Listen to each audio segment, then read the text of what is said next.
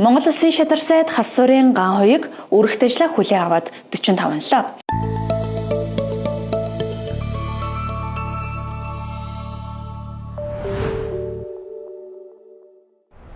Энэ хугацаанд засгийн газрын бодлого үйл ажиллагааны залхамж чанарыг хангаж, яаралтай шийдвэр гаргах шаардлагатай тулгамдсан асуудлуудад газар дээр нь бодит шийдлэр хангаж ажиллалаа. Ингээд өнгөрсөн хугацаанд хийж хэрэгжүүлсэн ажил бодлого чиглэлийг томилон хүргэх шадар сайдын цаг нэвтрүүлэг эхэлж байна.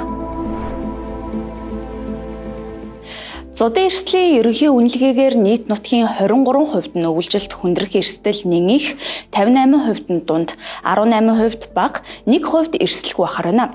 Тухайлбал Баян-Улгийн Увс Хөвсгөл, Сэлэнг, Дархан уул, Төв аймагуудын ихэнх, Ховд, Завхан, Баян хонгор, Архангай, Өвөрхангайн зарим нутгаар зодын эрсдэл ихтэй байх төлөвтэй байна. Тиймээс Монгол Улсын шадар сайд хас суурийн ган хоёгаар ахлуулсан ажлын хэсэг зодын эрсдэл хамгийн өндөр байгаа Баруун болон Хойд Бүсийн аймагуудаар ажиллалаа.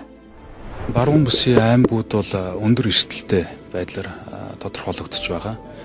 Тэгэхээр зуншлах их гандуу байсан. Тиймээс бол зод болох эрсдэл маш асар өндөр байгаа. За дээрээс нь бэлчээрийн дац бол үндсэндээ 60-аас дээш шүү. Зарим аймагуд дээр 80 хүртэл хувь ингээд хэтэрч гарсан. За дээрээс нь одоо өвсдөжэл одоо тухайн аймаг орнуудаас бэлтгэх боломжгүй зэрэг ийм хүндрэлтэй нөхцөл байдлууд бол тухайн аймагуд дээр эрсдэлтэй нөхцөл байдлыг үүсгэсэн гэж. Мөн шадар сайд ган хоёыг Улсын онцгой комиссийн шуурхай хуралдаанд зарлаж 21 аймгийн удирдлагуудад үүрэг чиглэл өглөө. Мэдээлэлтэй холбоотой асуудлаар бид энэ саяны өгсөн үүрэг даалгавар бүгдийг та бүхэн бичгээр бас давхар хургуулнэ. Тэгээ яаралтай бэлтгэл ажлуудаа хангаж үйлчлэлтэйгээ даван туулахад бас та бүхэн аргамжаа авч ажиллаарай. За мөн нэг сард бас нэлээд хэмжээний нийт орон нутгийн хэмжээнд бас оролдохоор цаг уурын газраас бол урьдчилсан байдлаар мэдээлэл гарсан байна. За энэ эргээгээд зодын нөхцөл байдлаар авчрах үйлчлэлийг хүндрүүлэх асуудлууд харагдж байгаа тул өнөөдөр аймагуудад зохих одоо чиглэлүүдийг өглөө. Улсын хэмжээнд сүүлийн 7 жилийн хугацаанд тохиолдсон гамшиг аюулт үзэгдэл ослын 66.4% дангаараа нийслэл хотод бүртгэгдэж байна. Хүн ам олноор төвлөрсөн нийслэл хотод галт төмрийн тохиолдол буурахгүй байна. Тиймээс онцгой байдлын салбар авран хамгаалах ажилд хамгийн сүүлийн үеийн системийг нэвтрүүлэхээр ажиллаж байна.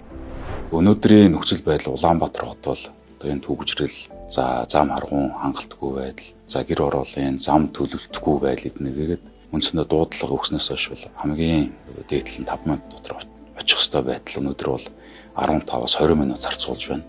За энэ дээр бас мөн технологийн шийдлийг өдрөө зайлшгүй нэвтрүүлэх шаардлагатай байна. Үндсэндээ бол Улаанбаатар хотын өндөрлөх зүгүүдээр өндөр хүчин чадал бүхий камер, одоо хиймэл оюун ухаантай уссан байдлаар онцгой байдал болон одоо замын цагдаа болон за эрүүл мэндийн тусламж үйлчилгээ үзүүлдэг газруудад нэгэн зэрэг дуудлага очдог байх боломжийг бүрдүүлэх үүднээс өнөөдрөөс технологийн шийдлийг нэвтрүүлэх шаардлагатай жаргаж байгаа.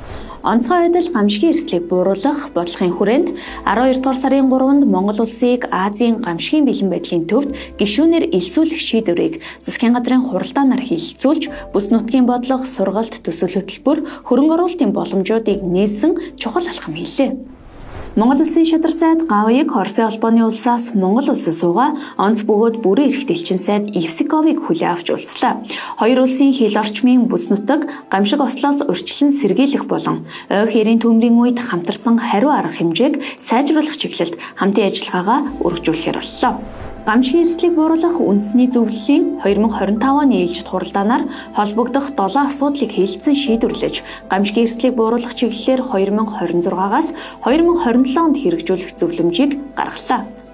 Шадар сайд нийслэлийн онцгой байдлын газар, онцгой байдлын ерөнхий газарт ажиллахдаа гамшигаас хамгаалах тухай хууль болон улсын нөөцийн тухай хуульд нэмэлт өөрчлөлт оруулах, Монгол Улсын гамшигаас хамгаалах төлөвлөгөөг батлуулах, чиглэл өгч, аль бугаагчдыг чадваржуулах, нийгмийн баталгааг сайжруулах тал дээр анхаарч ажиллахаа хэллээ. Монгол Улсын шадар сайд хас суурийн ган хоёыг өөрийн эрхлэх асуудлын хүрээнд багтаах, хүнсний аюулгүй байдлын лавлгаа лаборатори болон стандарт хэмжил зүүн газрын үйл ажиллагааг шин шатанд гаргах зорилт тавь ажиллаж байна. Үндсэндээ бол яг одоо өнөөдрийг хүртэл чөлөөт төсүүд маань нэг учраа олж чадахгүй байна. Үндсэндээ бол нэг duty free дэлгүүрэл болчиход байна л да. Тэгэхээр өдөр цаашдаа энэ чөлөөт бүсүүдийг өссөн үйлчлэлтэд уялдуулах, за зарим нэг нь одоо реэкспортын чиглэлийн тодорхой хэмжээний үйлдвэрлэлийг хөгжүүлэх боломжтой удаач замын үүдийн эзэнсгийн хамт ажиллагааны бүс төр хийх боломжтой гэж харагдаж байгаа. За Евразийн хэлцээрт нэгдснээр бид нар алтан буулгын чөлөөт бүсийг мөн бас тэр чиглэл рүү хөгжүүлэх бас боломжтой гэж харагдаж байна. За үүнтэй холбогдуулаад эх жил бол яг чөлөөт бүсийн эрх зүйн шинтгэлүүдийг чөлөөт бүсийн хуулийн шинжилсэн найруулгыг улсын хуралд өргөн барих шаардлагатай гэж харагдаж байна. Мөн алтан булаг бомбын нэгдсэн лабораторид ажиллахдаа Монгол Улсын хэлгээлээр нэвтрүүлж байгаа параметралд заавал шалгах ёстой 468 үзүүлэлтийг 100% бүрэн тодорхойлох чадварыг бүрдүүлж ажиллах үүрэг өглөө. Стандартчлалын хууль бол улсын хуралд өргөн баригдсан байна. Гэхдээ бид нар бол стандартчлал болон үндэсний лабораторийн сүлжээг нэлээд сайн хөгжүүлэх шаардлагатай байна. Үндэсний лабораторийн сүлжээг түүний үндэстэй бол иргэдийн эрүүл байх, тий. За эрүүл орчинд амьдрах, тэр эрхийг хангаж өгөх. За дээрэс нь одоо эргээгээд экспортын үйлдвэрлэлийг хөгжүүлэх, за импортын хүнсний аюулгүй байдлыг хангахад олон талын ач холбогдолтой байдаг. За өнөөдрийн байдлаар бол лабораториуд стандарт хэмжээ 100 газрыг дагсан лабораториуд байна. За тусдаа хабуул гэдэг хүнсний аюулгүй байдлын үндэсний лаборатори байна. Гайлын лаборатори байна. Тэгээд за мал эмнэлгийн лаборатори ингээд бүгдээрээ хоорондоо давцалтгүй мэдээлэл солилцдгүй ийм байдалтайгаар яваад байна. Тэр үүнийг бол бид эрхчид бас лабораторийн нэгдсэн сүлжээ бий болгох, лабораторийн чадварыг сайжруулах, түүнд ажиллаж байгаа хүний нөөцөд сайжруулах, за мөн тоног төхөөрөмжийн одоо хангалтыг сайжруулах зайлшгүй шаардлагатай. За энэ эргээгээд нөгөө хүнсний аюулгүй байдал, за экспорт зэрэг бүхний талаараа ач холбогдолтой байгаа болохоор бид энэ лабораторийн нэгдсэн сүлжээг бол зайлшгүй байгуулах шаардлагатай гэсэн байдлаар харагдаж байна. Шадар сайдар ахлуулсан ажлын хэсэг Сэлэн аймагт ажиллахдаа онцгой байдлын шинэ аврах салбарыг нээлээ. 90 хайх аврах салбар байгуулагдсанаар цагаануур сумын болон хөрш зэрэгэлдээ түшиг, зүүн бүрэн сумдын 10,000 гаруй иргэнд гамшигаас хамгаалах төрийн үйлчилгээг богино хугацаанд шуурхай хүртээмжтэй хүргэх боломжтой болж байна.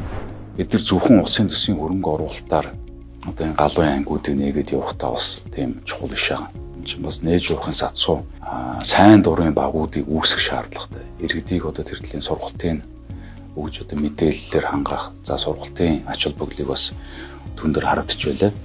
Тэр 2026 онд бол иргэдтэй илүүтэй хамтарч ажилладаг байх. За сургалтын цагийн хүчин чармайлтыг нэмэгдүүлэх мөн цаашдаа бүссэн одоо хөгжлийн үзэл баримтлалын дагуу бүсүүдэд тухайн бүсийн одоо онцлог таарсан сургалтын төвийг байгуулах шаардлагатай байна гэж харагдсан. Мөн Шадар сайд Сэлэн аймгийн Алтан булаг чөлөөт бүс нь зөвхөн татваргүй бараа худалдаалдаг газар биш гэдгийг онцлоод Монгол улсын бүтээгдэхүүнийг Алтан булаг бомтоор дамжуулан Оросын албаны улс болон Евраз руу экспортлох боломжийг бодитоор бүрдүүлэхэд анхаарч ажиллах шаардлагатайг хэллээ. Монгол Улсын Шадар сайд засгийн газар хоорондын комиссийн Монголын эсхийн дарга гаавыг Оросын албаны улсын байгалийн нөөц экологийн сайд засгийн газар хоорондын комиссийн Оросын эсхийн дарга Козловыг хүлээн авч уулзлаа. Уулзалтаар шатхууны нийлүүлэлттэй холбоотой асуудлыг онцлон хэлэлцэж бодит шийдэл төрж чадлаа. Оросын албаны улсын тал 2026 оны 1-р сараас эхлэн Монгол улсад нийлүүлэх шатхууны хэмжээг 2 дахин нэмэгдүүлэхээр тохиролцлоо. Монгол Оросын засгийн газар хоорондын комиссийн Оросын эсхийн дарга Козлов шатхууны нийлүүлэлтийн асуудлыг дээд түвшний яриа хэлцээрийн үеэр ярьж тохиролцсон. Гэхдээ бодит байдал дээр хэрэгжилт асуудалтай байгааг ойлголоо. Комиссийн хурал дуусмагц буцаж очоод нийлүүлэгч аж ахуйн нэгжүүдтэй уулзаж асуудлыг ярилцсан шуурхай арга хэмжээ авна гэж мэдгдлээ. Худалдаа эдийн засаг, шинжлэх ухаан технологийн хамтын ажиллагааны Монгол Оросын засгийн газар хоорондын комиссийн 27 дугаар хуралдаан Улаанбаатар хотноо зохион байгуулагдлаа.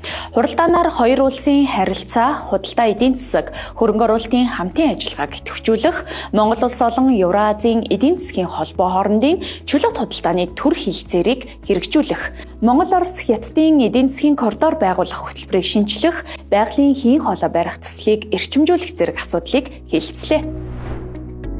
Засгийн газар хоорондын комиссийн ээлжид хуралдааны үр дүнд хоёр улсын харилцааны олон асуудлаар тодорхой ахиц гарсныг талууд тэмдэглэн цаашдын хамтын ажиллагааны тогтвортой байдал, залгам чанарыг чухалчлан ажиллах шаардлагатайг онцлсан юм а. Манай хоёр орны хувьд бол одоо үргэлж одоо найрсаг хамтын ажиллагааг одоо нэгт барьж явдаг хоёр орн.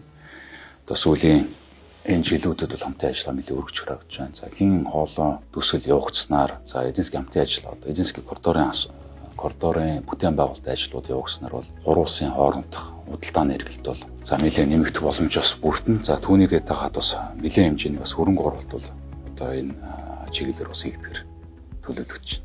Шадар сайд гаан үеиг өнгөрсөн 11-р сарын сүүлчээр Япон улсад ажлын альчлал хийлээ.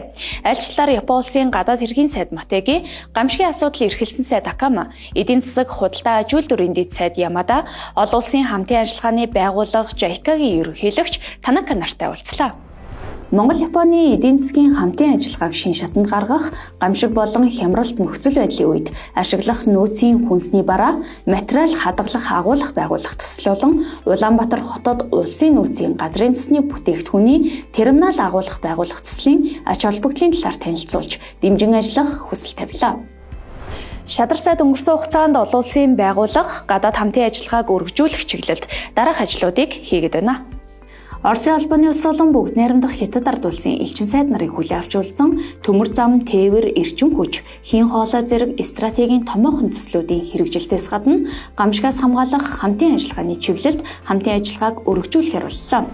Мөн ерөнхий сайдын хамтаар бүгд найрамдах Хятад ард улсын төрийн зөвлөлийн ерөнхий сайд Ли Чантай Москва хотод уулзлаа. Төрийн зөвлөлийн ерөнхий сайд Ли Чан хоёр улсын харилцаа хамтын ажиллагаа тогтвортой, урт хугацаанд урагшлан хөгжинэ гэдэгт итгэлтэй байгаагаа дурдаад Хятадын асар том зах зээл Монгол улсад үргэлж нээлттэй гэж хэлсэн юм а.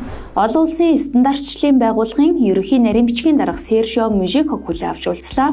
Монгол улсад чанарын дэд бүтцийг бэхжүүлэх, стандарт хэмжил зүйн салбарын хүний нөөцийг чадахжуулах, шинжээс солилцох, давтан сургах асуудлаар хамтран ажиллах талаар санал солилцлоо. Нэгдсэн үндэсний байгууллагын хүүхдийн сантай уулзалт хийж, бүсчилсэн хөгжлийн бодлого, гамшигын эрсдлийг бууруулах чиглэлд хамтын ажиллагаагаа тэлэх, баруун бүсийн хөгжлийн зорилттой хөтөлбөрийн техник эдийн засгийн үндэслэлийг боловсруулахад дэмжлэг авах талаар тохиролцлоо. Дэлхийн банкны төлөөлөлтөд уулзалт хийж, гамшигын эрсдлийг санхүүгийн механизмаар бууруулах, шуурхай удирдлага, зарлан мэдээллийн тогтолцоог сайжруулах, дэвшилт технологи нэвтрүүлэх чиглэлээр хамтын ажиллагааг өргөжүүлэх талаар санал нэгтлээ. Өнгөрсөн хугацаанд Шадар сайд газар дээрх бодит ажил, олон улсын хамтын ажиллагаа, дотоод институцийн шинжилэл, гамшигын эрсдлийг бууруулах урт хугацааны бодлого төлөвлөлтөд анхаарч ажиллаа. Бид энэ хүрээнд Шадар сайдын цаг нэвтрүүлгээ бэлтгэн өргөлээ.